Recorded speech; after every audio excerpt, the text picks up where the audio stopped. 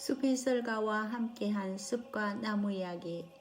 오늘은 인문학자와 자연과학자의 꽃으로 세상을 보는 법을 낭독하겠습니다. 삶과 죽음에 대한 명상. 벚꽃이 흐드러지게 피었을 때 비가 내리면 꽃잎이 떨어질까 아쉬운 마음에 괜스레 초조해진다. 봄비가 봄을 데려왔는데도 다시 그 비가 봄더러 빨리 가라 재촉한다. 다행히도 꽃잎들은 끄덕없이 나무 위에 버티고 있다. 수분을 하지 않는 꽃의 꽃잎은 웬만한 비나 바람에도 떨어지지 않는다. 아직 할 일이 남았기 때문이다. 그러나 수분이 끝난 꽃의 꽃잎은 역할을 완수했기에 나무에 매달려 있기 위해 굳이 애쓸 필요가 없다. 이제 꽃잎은 자유낙하를 시작한다. 지상에서의 아름다움을 뒤로 한 채 꽃잎은 마르고 부서져 자신을 피어나게 해주었던 나무의 양분이 되기 위해 대지로 떨어진다. 꽃잎이 떨어지는 것은 바람에 의해서가 아니라 꽃의 의지에 의해서이다. 자식이 잘 되기를 바라는 마음은 모든 생명체의 본능이다. 나무의 자식 사랑은 사람에 견주어 손색이 없다. 가을에 잎을 떨굴 때 나무는 떨겨층을 만드는데 이는 잎으로 가는 양분과 수분을 차단하는 장치로서 이것을 나무 스스로 만들어 잎을 버린다. 겨울을 잘 보내기 위한 지혜이다. 간혹 양분과 수분이 차단된 채로 새 잎이 날 때까지 말라 비틀어진 나뭇잎을 끝까지 달고 있는 나무들도 있는데 이는 겨울눈을 보호하려는 의도도 있다. 강보에 쌓인 아이를 안고 있는 엄마의 심정과 다를 바 없다. 키우고 보호하는 것만큼 어렵고 중요한 일이 떠나보내는 일이다. 세월은 아이들을 자라게 만들지만 아이가 어른이 되었을 때 떠나보내는 일은 부모의 몫이고 부모의 의지가 필요하다. 식물이 자식을 떠나보내는 방식은 매우 다양하다. 대부분은 최대한 멀리 떠나보내기 위해 노력한다.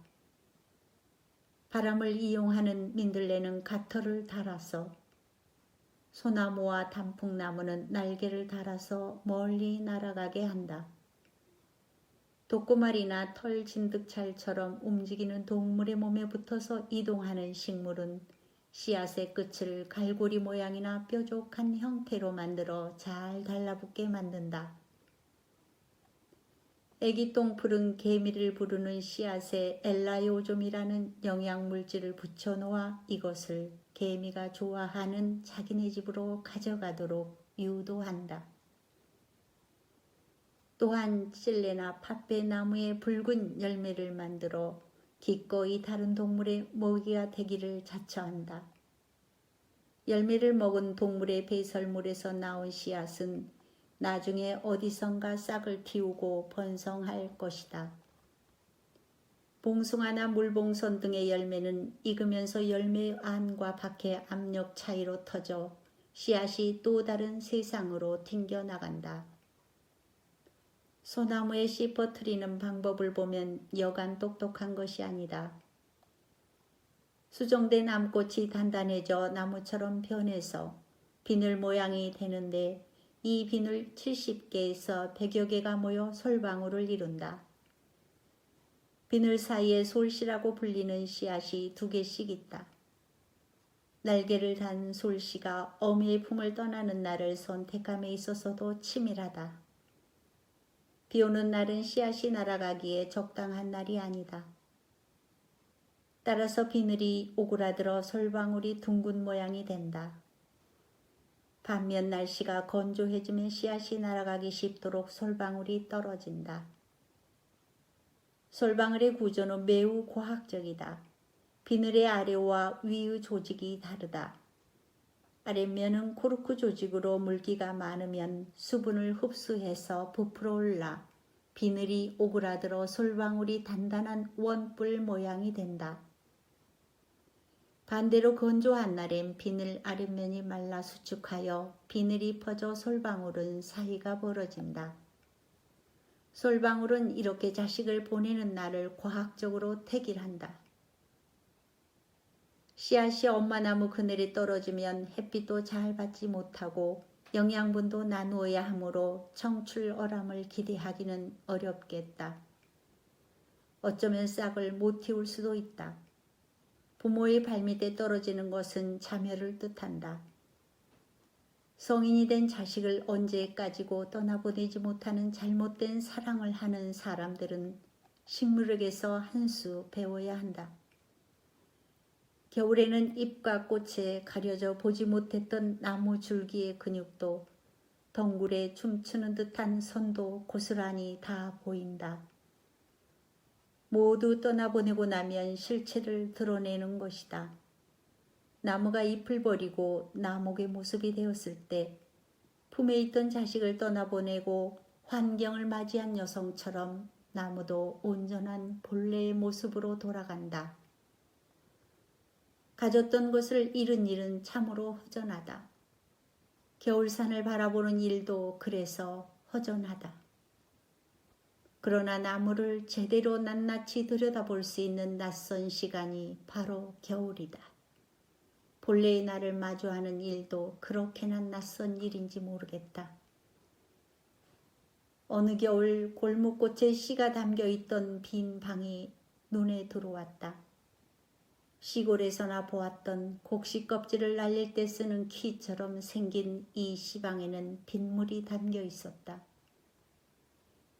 자식을 보내고 남은 자리에 자연이 들어와 있는 모양이었다. 지나가는 바람도 쉬어갈 수 있는 공간으로 확장된 것이었다. 씨앗을 품었던 자리는 눈이 오면 눈을 담고 비가 오면 비를 담는다. 바람이 불면 잠시 바람이 머물 자리가 되어준다. 씨방은 아름답다. 이제 자신의 씨앗뿐만 아니라 모든 자연을 닮을 수 있는 우주적 어미가 되었다. 무엇이든 가능한 존재가 되었습니다. 떨어진 꽃잎, 남겨진 씨방은 버려진 것이 아니라 또 다른 영양분이고 쉼터이며 다른 빛깔의 아름다움이다. 식물이 씨앗을 보내고 나면 씨방이 남고 아기 새가 날아가고 난 자리에는 빈 둥지가 남는다. 사람에게는 소명을 다한 자궁과 완결된 생식 기능, 그리고 허전한 가슴이 남는다. 모든 어미의 삶은 그렇다. 삶의 가장 중요한 의미가 한때는 자식이었을 이 땅의 수많은 어미들의 가슴 한편은 언제나 후행하다. 자식을 독립시켜 떠나보냈어도 어미는 여전히 영혼의 고향이다. 이제는 젖을 물릴 아이도 없고 더 이상 봉긋하지도 않는 가슴이지만 자식에게 어미의 젖가슴은 그리운 요람이다. 빈 가슴은 다른 것으로 채워질 가능성과 여유가 있는 공간으로 남는다. 신은 우리에게 다시 한번 하얀 도화지를 건네준다. 도화지는 한 면만 있는 것이 아니라 양면을 갖고 있었다는 사실을 그간 우리는 잊고 있었다. 씨방이 빈 자리라면 고사목은 생을 마친 죽은 나무이다. 나무는 삶의 여정을 마치고 죽어서 기꺼이 자신을 숲으로 환원시킨다. 죽은 나무에 기대어 사는 생물의 수는 숲속 생물의 3분의 1이라고 한다. 죽은 나무에는 버섯이 핀다. 개미가 알을 낳는다. 작은 풀씨가 날아와 뿌리를 내리기도 한다. 수많은 곤충에게 안식처와 산란의 장소를 제공한다. 시간이 지나 부서진 나무 조직은 땅으로 돌아갈 채비를 할 것이다. 그리고 자라는 나무에게 기꺼이 영양분이 되어줄 것이다. 쓰러지지 않고 서서 그대로 생을 마감하는 나무는 딱따구리 집을 짓기에 좋은 장소이다. 여기에도 많은 곤충이 알을 낳고 애벌레가 생기며 새들의 양식이 되기도 한다. 숲은 죽음이 다시 생명으로 태어나는 곳이다. 꽃이 피었던 곳에 씨방이, 잎이 무성했던 곳에 고사목이 묻 생명체의 안식처로 그렇게 다시 태어난다. 중년의 나이는 무엇을 시작하기엔 의욕보다 두려움이 앞서는 시기이다. 기억력도 예전 같지 않고 빈 둥지 증후군에 남아도는 시간을 어떻게 써야 할지도 모른다. 오전에 카페나 음식점은 주부들로 가득하다. 오고 가는 많은 이야기와 웃음, 그러나 집으로 돌아오는 발걸음이 그리 가볍지는 않다. 아이들 성적과 학원 이야기로 시작되는 주부들의 대화는 남편 이야기로, 새로 산 옷 이야기로 화제가 흘러간다. 자신의 이야기는 없다. 말은 많이 했는데 마음이 허하고 만난 사람은 많은데 가슴에 남는 따스함은 없다. 그런데도 혼자만의 시간이 두렵고 약속이 없으면 불안해하는 사람이 늘어난다. 반대로 타인들과의 교류를 기피하는 사람도 있다. 이것은 여자들만의 일은 아니다. 남자든 여자든 직장에 다니는 사람이든 주부이든 간에 많은 사람들은 나 자신이 아닌 나를 둘러싼 환경으로서 평가받는다. 그렇다면 나는 어디에 있는 것일까? 우울증은 슬금슬금 다가오고 흘러간 세월 뒤에 남겨진 자신의 모습을 있는 그대로 받아들이기 어렵다. 그런데 축복인지 재앙인지 모를 인간의 길어진 수명 탓에 그저 넋놓고 살기에는 후반부가 너무 길다. 나이 40이 넘어 새로운 일을 도모하는 것이 쉬운 일은 아니다. 나는 약학을 전공했고 그 분야의 일에만 익숙하다고 여겨왔다. 그러나 아이의 사춘기를 겪어내며 작은 들풀에게서 겸손한 마음을, 나무에게서 존경하는 마음을 배우며 기운을 얻었다. 그 시간들이 행복했다. 그래서 그 가르침과 행복을 함께 하고 싶었다. 익숙한 나로부터 걸어 나오는 것이 결코 수월하지는 않지만 보다 기쁘고 의미 있는 시방의 모습을 꿈꾸게 되었다.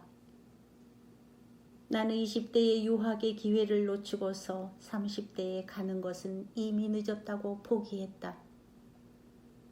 지금 돌이켜보면 30대는 그야말로 젊고 새파란 나이였는데 말이다. 나보다 10살 이상 많은 사람은 지금의 나를 보고 무엇이라도 시작할 수 있는 젊은 나이라고 말하기도 한다. 무엇을 시도하기에 늦은 나이란 없다. 하고자 마음먹은 나이가 가장 최적의 나이이다. 사무엘 울만은 나이 78배 이렇게 썼다. 나이가 든다는 것만으로 늙는 것은 아니다. 우리는 희망을 포기할 때 그제야 늙는 것이다. 또 다른 출발을 꿈꾸는 자는 과거로 돌아갈 수 없다. 나는 이미 어제의 내가 아니기 때문이다. 지금까지 인문학자와 자연과학자의 꽃으로 세상을 보는 법이었습니다. 낭독자는 쪽동백 숲에서 꿈꾸는 나무였습니다. 감사합니다.